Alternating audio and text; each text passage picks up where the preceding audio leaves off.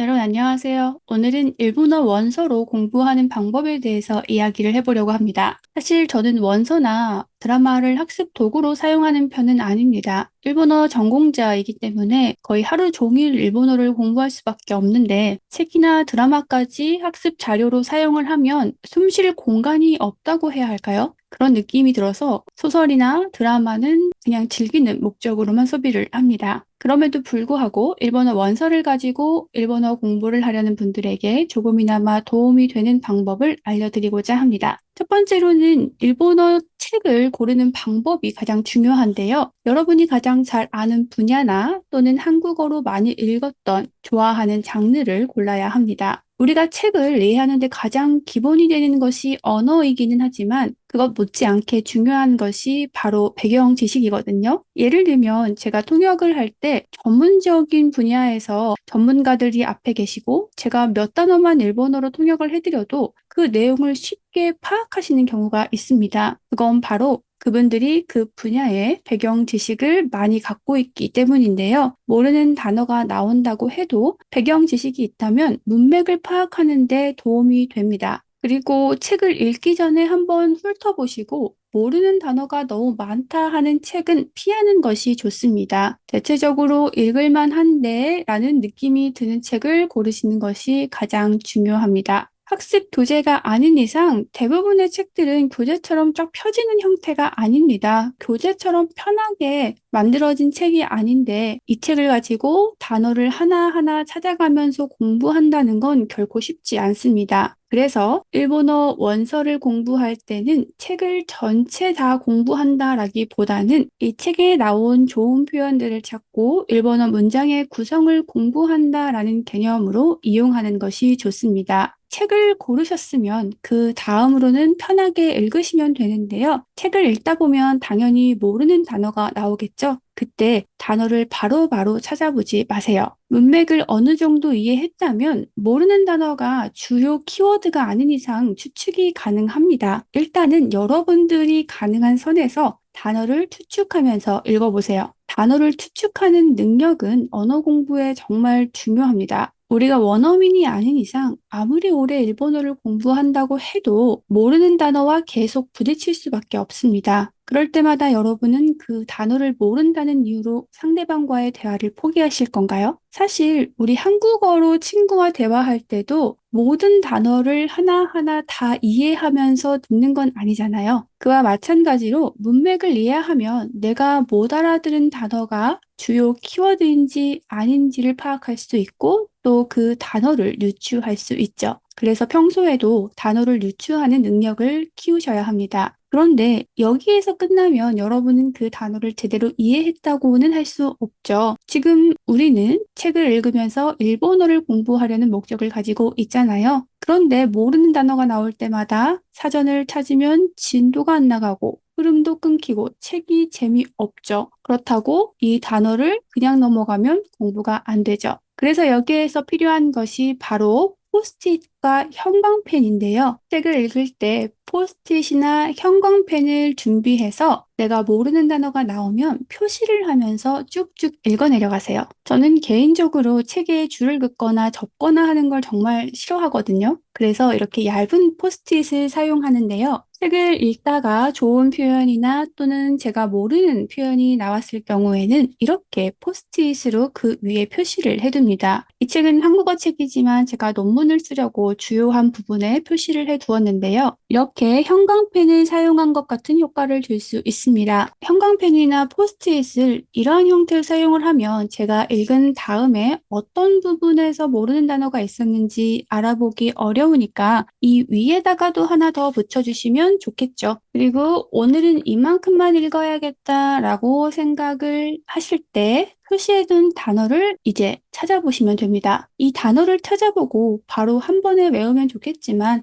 우리는 금방 잊어버리게 되죠. 그러면 단어장을 만들어야 하는데 단어장을 만드는 방법은 여러 가지가 있습니다. 네이버 블로그에 자신만 볼 수 있게 단어장 게시판을 만들어서 정리하셔도 좋고요. 엑셀로 만드셔도 좋습니다. 이건 제가 만든 단어장인데 통역 현장에서 사용하려고 만든 거라서 컴퓨터상에서만 볼 수 있는 엑셀입니다. 또 이거는 저희 학생들이랑 공유하는 단어장인데요. 구글 엑셀에서 단어장을 만들어서 누구나 핸드폰으로 볼 수 있게 공유를 할 수 있죠. 물론 여러분들의 개인적인 단어장이니까 공유는 하지 않으셔도 되지만 이 구글 엑셀을 사용하면 핸드폰으로 어디서든 확인할 수 있으니까 이동하면서 볼 수 있는 좋은 방법이라고 생각을 합니다. 그런데 저는 공부는 할 일이 많고 번거롭고 귀찮으면 절대 지속할 수 없다고 생각하는 사람이거든요. 그래서 제 개인적인 공부를 할 때는 이 두 방법 다 저한테는 맞지 않았습니다. 그래서 제가 하는 방법은 바로 이건데요. 이건 제가 책은 아니고 드라마를 보다가 이 표현 좋은데 이 표현 아는 거지만 내가 바로 생각해내서 사용하기는 힘들겠다 싶은 표현들이 나왔을 때마다 포스트잇에 적어서 벽에다 붙여두었습니다. 이렇게 붙여두고 방에 왔다 갔다 하면서 보기도 하고 양치할 때 여기 앞에서 자주 앉아 있습니다. 그래서 책도 마찬가지로 단어를 찾아서 포스트잇에 적어서 아무 곳에나 붙여두세요. 지금은 제가 이사를 해서 이게 없는데 이사를 할 때 이걸 빈 노트에 다 옮겨 붙였습니다. 이런 방식으로 일본어 원서를 가지고 공부하실 때 단어를 찾으시면 되고요. 그리고 또 한 가지 제가 일본어 원서를 활용하는 방법은 바로 소리내서 읽기입니다. 소리를 내서 책을 읽는다는 게 진짜 쉽지 않습니다. 체력적으로 굉장히 힘든데요. 반면에 소리를 내서 책을 읽는다면 장점도 매우 많습니다. 일단은 발음 연습이 됩니다. 저도 다른 선생님에게 들은 이야기인데 중국어 통역사 선생님 중에 순수 국내파인데 거의 원어민 수준의 발음을 구사하는 분에게 비결을 여쭤보니까 매일 아침 1시간씩 중국어 텍스트를 소리내서 읽는다고 하셨다고 하더라고요. 저도 통대를 준비할 때 텍스트를 1시간씩 소리내서 읽었거든요. 소리내서 읽는 것만으로도 발음 연습이 많이 됩니다. 그리고 제 학생들에게 늘 하는 말인데 소리를 내서 공부를 하면 2번 공부하는 효과가 있습니다. 내가 눈으로 읽고 소리내면서 1번 공부를 하고 내 목소리를 들으면서 1번 더 공부한다라고 저는 생각을 하거든요. 그리고 무엇보다 우리가 눈으로만 보면 안다고 착각했던 단어가 꽤 많다는 걸 알게 됩니다. 한자를 많이 보다 보면 추측이 가능하잖아요. 그건 의미를 파악한 거지 발음을 정확히 아는 건 아닐 수 있거든요. 그래서 의미는 이해했는데 못 읽는 건 내가 제대로 알고 있는 건 아니니까 내 수준을 정확하게 파악할 수도 있죠. 다시 한번 정리해드리면 첫 번째로는 익숙한 장르에서 내 수준에 맞는 책을 고르고 읽으면서 모르는 단어는 표시해 두었다가 한 번에 찾아서 정리를 합니다. 그리고 책을 읽을 때는 꼭 소리를 내서 읽습니다. 이 세 가지만 해보셔도 일본어 원서를 아주 효율적으로 활용하실 수 있을 겁니다. 그럼 다음에도 일본어 공부에 도움이 될 만한 내용으로 돌아오겠습니다. 감사합니다.